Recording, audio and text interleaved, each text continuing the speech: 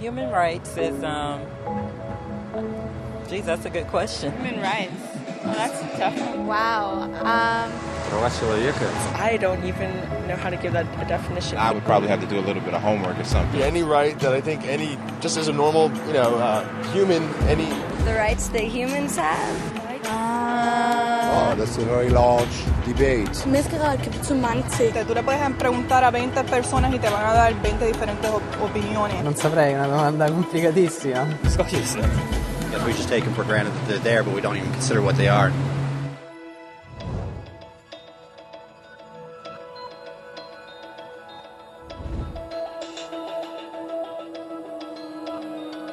Les droits de l'homme sont les droits que vous avez du simple fait d'être humain. C'est la façon dont vous pouvez instinctivement vous attendre à être traité et les droits que vous méritez en tant que personne, tels que le droit de vivre librement, de donner votre opinion et d'être traité en tant qu'égal. Il existe toutes sortes de droits. La plupart s'appliquent à un certain groupe. Mais seuls les droits de l'homme s'appliquent absolument à tous et partout. C'est-à-dire aux enfants, personnes âgées, pauvres, basketteurs, éboueurs, rappeurs, enseignants, africains, indiens, albanais, chrétiens, musulmans, juifs, athées, votre mère, votre père et votre voisin de palier, et vous-même. Tous ont les mêmes droits. En d'autres mots, ils sont universels. Mais la question est de savoir, que sont-ils? Name the human rights? What the human rights are? The right to live. Equality between all peoples. Right to religion, the right to...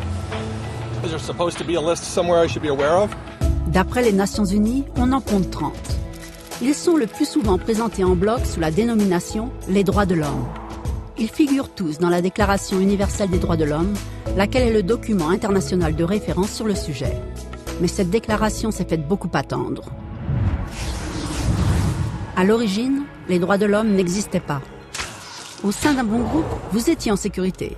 Sans un tel groupe, vous ne l'étiez pas. Mais c'est alors qu'un gars du nom de Cyrus le Grand innova. Après avoir conquis la ville de Babylone, il déclara quelque chose de totalement révolutionnaire, que tous les esclaves étaient libres de rentrer chez eux. Il a aussi annoncé que les gens pouvaient être libres de choisir leur propre religion, quel que soit le milieu d'où ils venaient.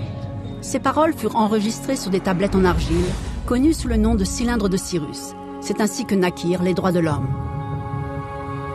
L'idée s'est vite propagée, en Grèce, en Inde et finalement à Rome.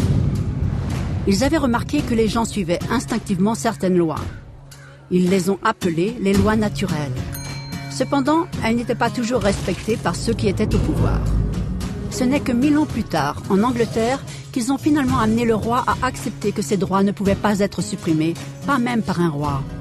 Les droits des gens finirent par être reconnus et respectés par ceux qui étaient au pouvoir. En fait, c'est beaucoup dire.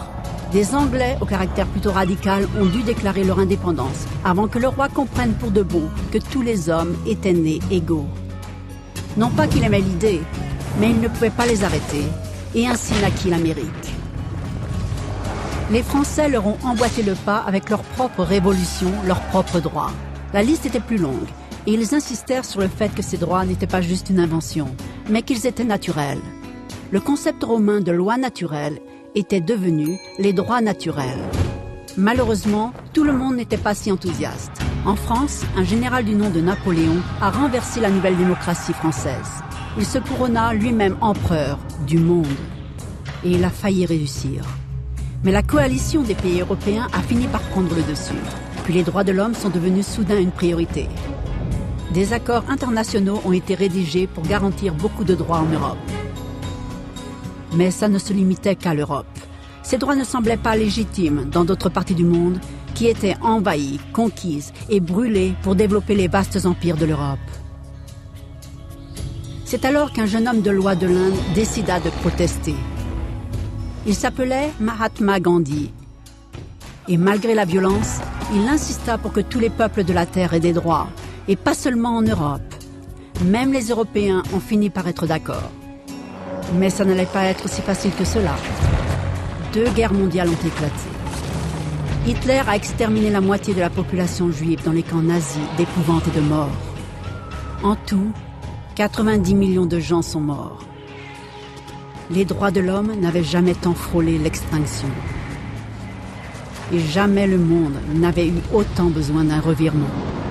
C'est ainsi que les nations de la Terre ont formé une alliance, les Nations Unies.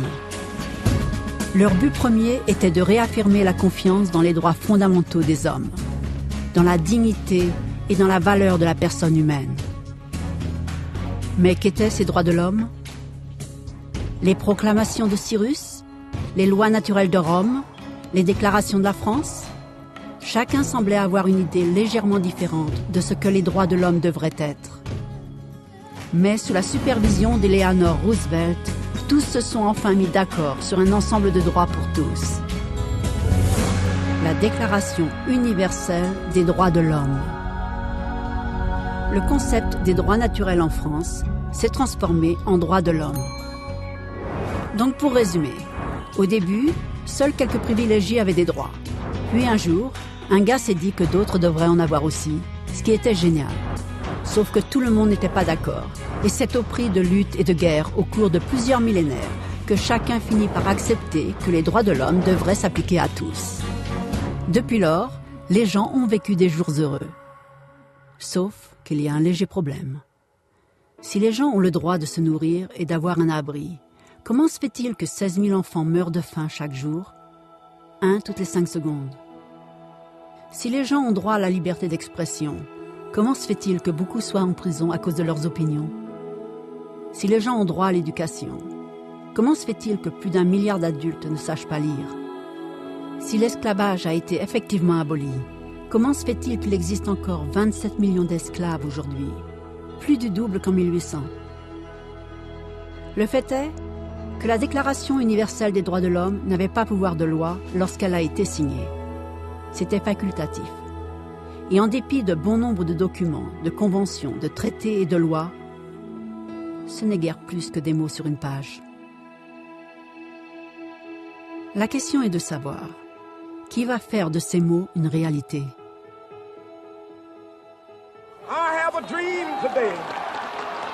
Quand Martin Luther King protestait pour l'égalité des races, il le faisait pour des droits garantis par les Nations Unies depuis 2 décennies. Et pourtant, il a dû protester.